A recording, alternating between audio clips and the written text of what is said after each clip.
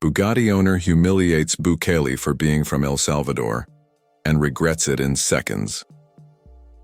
The morning sun cast long shadows across San Salvador as President Nayib Bukele reviewed his itinerary for the upcoming European diplomatic mission. 3 years into his second term, Bukele had transformed El Salvador's international image from a country plagued by gang violence to a pioneering nation in cryptocurrency adoption and economic innovation. His phone buzzed with updates about the Bitcoin City project. His ambitious vision was finally taking physical shape on the slopes of the Conchagua volcano. "Mr. President, the plane is ready," announced Miguel, his chief of security, a man who had been by Bukele's side since his mayoral days in San Salvador. Bukele nodded, adjusting his signature backward cap before replacing it with a more formal look for the international stage. The trip to Europe would include meetings with financial leaders in Switzerland, technology pioneers in Germany, and automotive industry executives in France. Each stop was strategically planned to attract investment to El Salvador's growing economy. The presidential jet cruised at 40,000 feet over the Atlantic Ocean as Bukele reviewed economic reports with his advisors. El Salvador's tourism had increased by 30% since the implementation of his security plan, and foreign investment was climbing steadily. However, challenges remained. Convincing traditional financial institutions to embrace his cryptocurrency vision proved difficult, and some European nations remained skeptical. "Many still see us through an outdated lens," Finance Minister Maria Garcia explained, passing him the latest international press clippings. "They remember the El Salvador of decades past, not what we've become." Bukele scrolled through the articles on his tablet. Despite El Salvador's dramatic reduction in crime rates and economic growth, some international media still focused on historical issues or criticized his governance style. "That's exactly why this trip matters," Bukele replied, setting down the tablet. "People need to see El Salvador's transformation firsthand through our work, not through outdated perceptions." After landing in Zurich, the delegation immediately began their packed schedule of meetings. For 3 days, Bukele moved between financial institutions, giving presentations about El Salvador's innovative economic policies and stability. The response was cautiously positive, with several Swiss investment groups expressing interest in exploring opportunities. The German leg of the trip brought technological partnerships, with 3 major tech companies agreeing to establish research centers in San Salvador. Each successful meeting bolstered Bukele's confidence as they prepared for their final stop, Paris. "Paris is crucial," Bukele told his team during their flight to France. "The luxury market represents an opportunity we cannot miss. El Salvador's artisans produce world-class goods that deserve recognition in these spaces." As they descended into Charles de Gaulle Airport, Bukele gazed at the Parisian skyline. He had visited as a businessman years ago, but returning as a president carried different weight. Tomorrow would include meetings with luxury brand conglomerates, including a personal visit to several flagship stores on the Champs-Élysées. Among them was Bugatti, not just the automotive division but their exclusive lifestyle boutique that had recently opened. What Bukele didn't know was that this particular visit would become a diplomatic incident that would capture international attention and challenge perceptions about his country in ways he hadn't anticipated. The Parisian morning greeted President Bukele with a light drizzle as his motorcade navigated the elegant streets toward the Champs-Élysées. Though traveling with a security detail, Bukele had insisted on a more approachable format for this portion of the trip, allowing him to interact directly with luxury retailers rather than conducting formal meetings. "The diplomatic discussions have their place," he had explained to his concerned chief of staff. "But I want to be seen as a customer and investor today, not just as a political figure." Dressed in a tailored navy suit that balanced professionalism with contemporary style, Bukele had abandoned his casual backward cap for the occasion but maintained his signature beard and modern aesthetic. His appearance reflected his governance approach, respecting tradition while embracing innovation. The presidential team had scheduled visits to several luxury flagship stores to discuss potential partnerships with El Salvadoran artisans and to explore investment opportunities.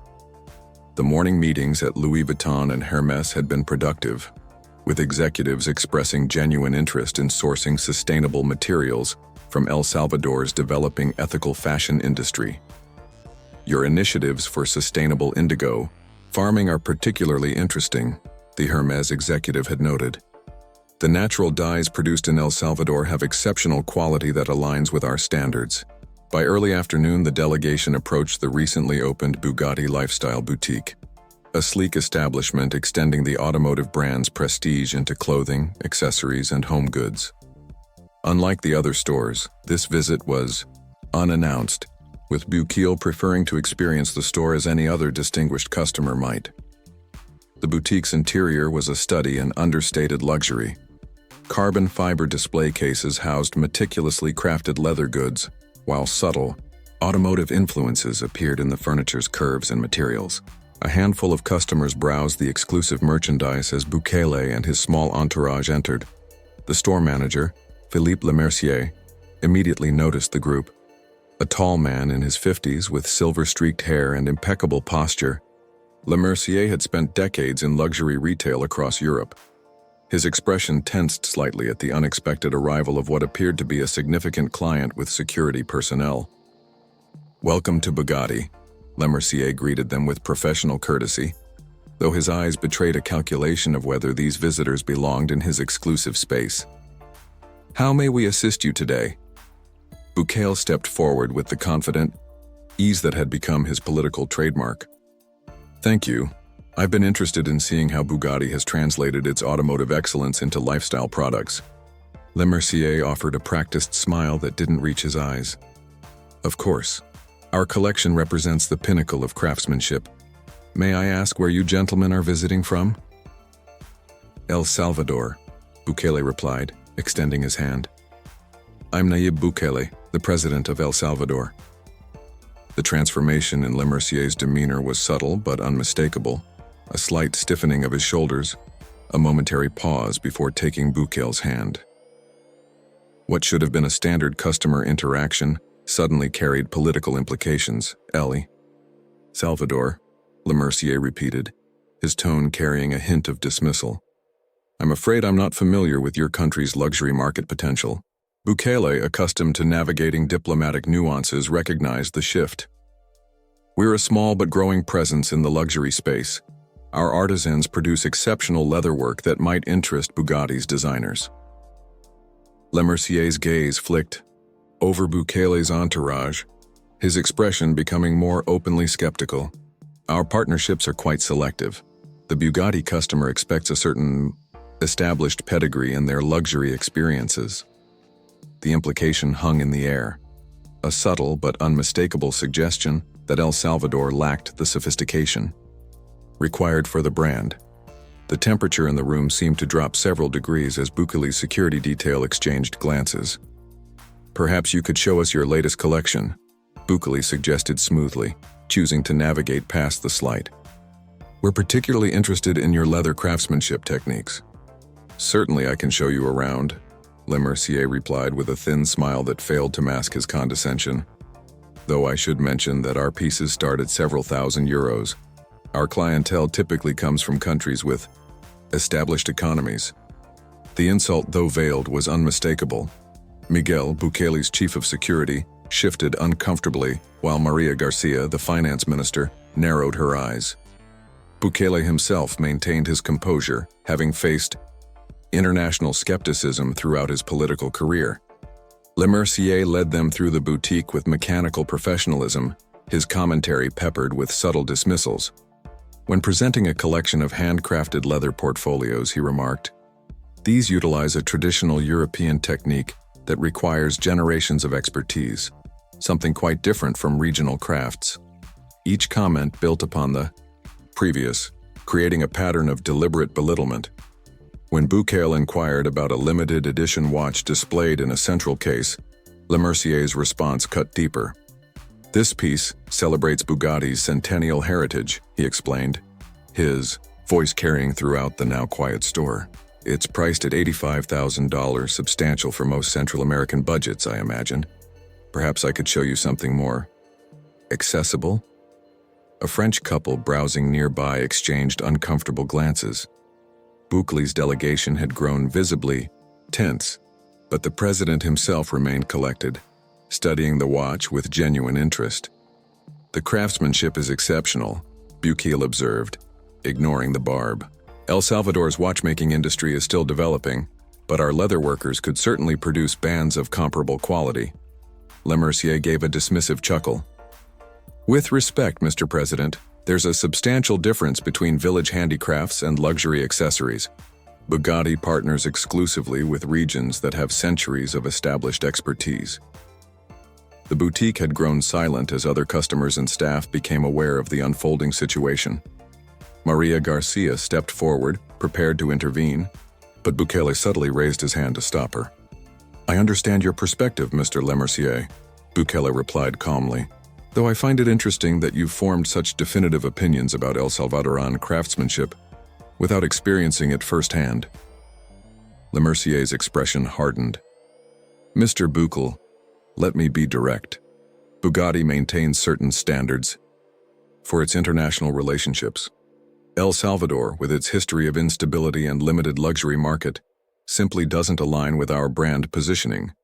Perhaps in another decade or two." "I believe there's been a misunderstanding," Bukele interrupted, his voice quiet but firm. "I'm not here seeking Bugatti's approval of El Salvador. I'm here as a potential customer and investor, evaluating whether Bugatti meets El Salvador's standards." The reversal hung in the air as Lemercier blinked in surprise. Before he could respond, the boutique's door opened and a distinguished older man entered. Jean Rousseau, the regional director for Bugatti's lifestyle division, immediately recognizable from industry publications. "President Bukele," Rousseau called out, moving swiftly across the showroom floor, "I just received word you were visiting our boutique. What a tremendous honor." Lemercier's face drained of color as Rousseau warmly shook Bukele's hand.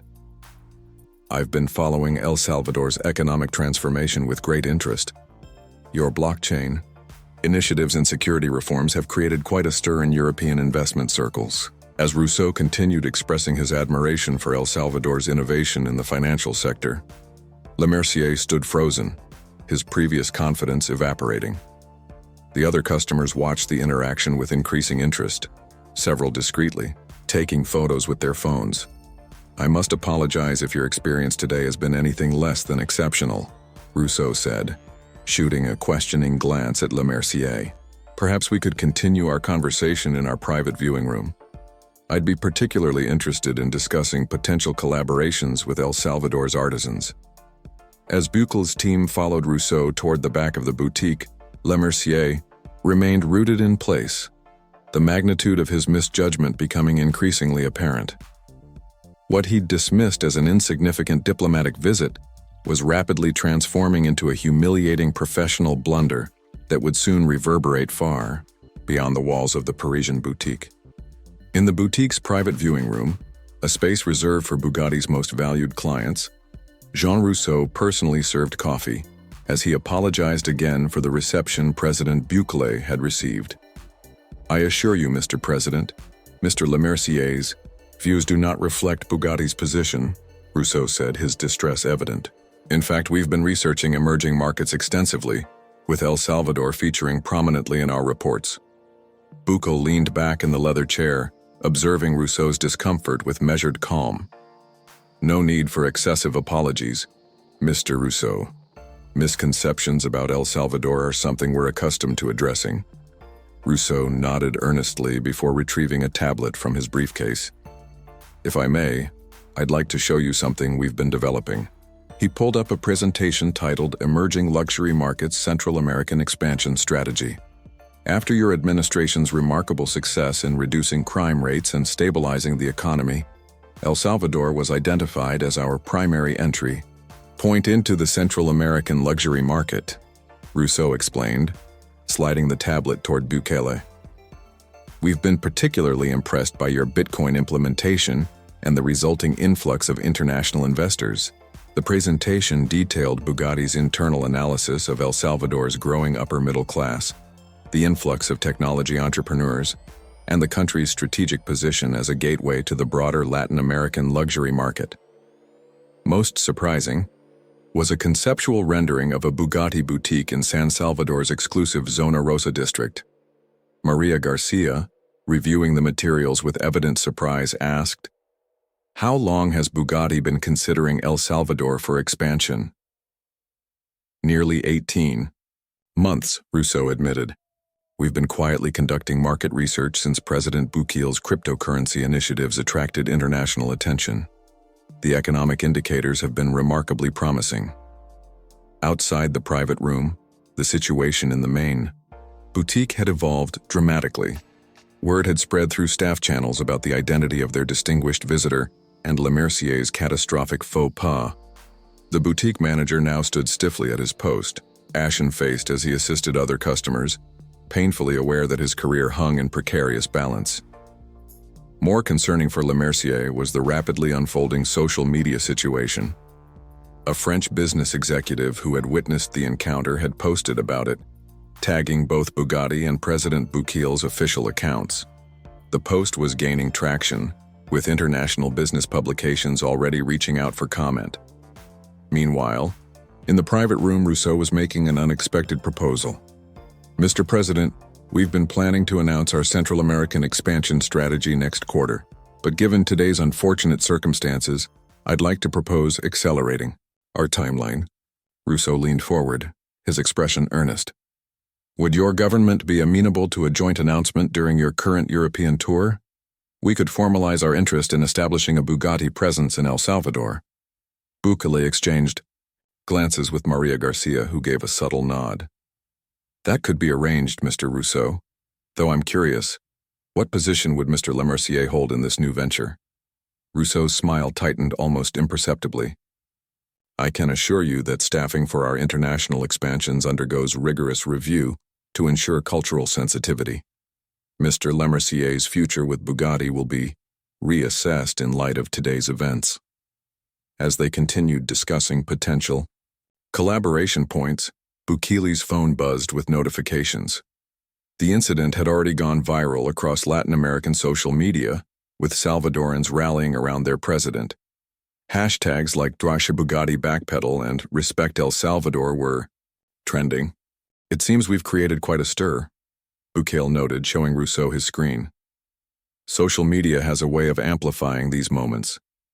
Rousseau paled slightly as he scrolled through the mounting coverage. What had begun as an embarrassing customer service failure was rapidly evolving into an international incident with potential commercial repercussions for the luxury brand. "Perhaps," Bukele suggested with diplomatic finesse, "this presents an opportunity for Bugatti to demonstrate its genuine respect for El Salvador's emerging position in the global marketplace." Rousseau nodded eagerly, recognizing both the crisis and opportunity before him. "Absolutely, Mr. President. In fact, I'd like to propose something more substantial than merely opening a boutique. What if Bugatti established a specialized leather crafting atelier in El Salvador, bringing together European techniques and local artisanship?" As they continued refining this new vision, the contrast between their productive dialogue and Lemercier's earlier dismissiveness became increasingly stark. Outside in the main showroom, Lemercier watched anxiously as the private meeting extended well beyond its expected duration, each passing minute heralding profound changes to both Bugatti's international strategy and his own professional future. 3 months later, President Bukele stood on a purpose-built stage in San Salvador's revitalized historic district. Before him stretched rows of seats filled with international journalists, business leaders, government officials, and, most importantly to Bukele, local artisans and their families. Behind him, an elegant building facade bore both El Salvador's national emblem and Bugatti's iconic logo. Today marks not just the opening of Central America's first Bugatti boutique. Bukele addressed the crowd, his voice carrying across the plaza. It represents a fundamental shift in how El Salvador engages with the global luxury market, not merely as consumers, but as contributors and collaborators. In the front row sat Jean Rousseau, who had flown in specifically for the opening ceremony. Beside him was Gabriela Menendez, the newly appointed director of Bugatti Central America, a Salvadoran entrepreneur who had built her reputation developing luxury hotels throughout Latin America. When I visited the Bugatti boutique in Paris earlier this year, Bukele continued with a knowing smile that elicited chuckles from those familiar with the incident, I encountered an outdated perception of El Salvador. Today, that perception changes permanently. The events following the Paris encounter had unfolded with remarkable speed. What began as a humiliating interaction had catalyzed into an unprecedented opportunity. Bugatti, eager to transform a potential public relations crisis into a progressive business strategy, had accelerated their Central American expansion plans dramatically. Bukele gestured toward the building behind him. This facility is more than a retail location.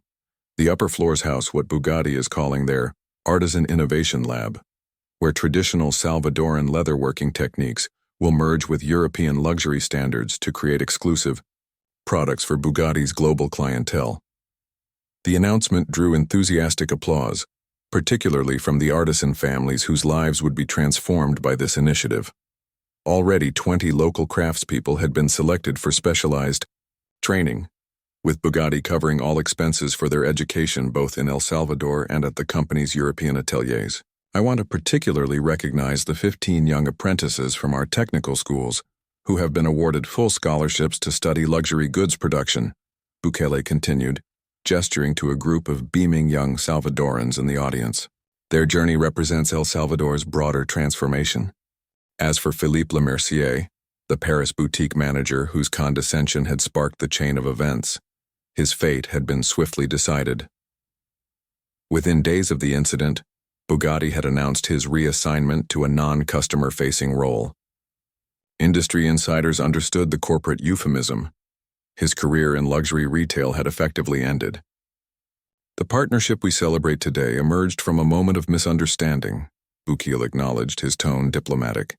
It reminds us that perceptions can change rapidly when we demonstrate our true capabilities rather than allowing outdated stereotypes to define us. Jean Rousseau joined Bukele on stage for the ceremonial ribbon cutting.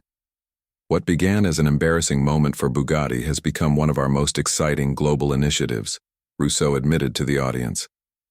Sometimes we find our best opportunities in unexpected places, and President Bukele has ensured that El Salvador is no longer an unexpected place for luxury innovation. The significance of the moment extended beyond a simple business opening. For generations, El Salvador had been defined internationally by civil conflict, gang violence, and economic challenges. Now standing as equals with a premier European luxury brand, a new narrative was taking shape. After the ceremony, Bukele walked through the boutique, observing with satisfaction as international guests admired leather goods bearing the proud designation, engineered in Molsheim, crafted in El Salvador. Maria Garcia, now serving as El Salvador's Minister of International Commerce, joined him as they watched a master artisan demonstrate traditional techniques to fascinated visitors. When that manager humiliated you in Paris, did you imagine we'd end up here? She asked quietly.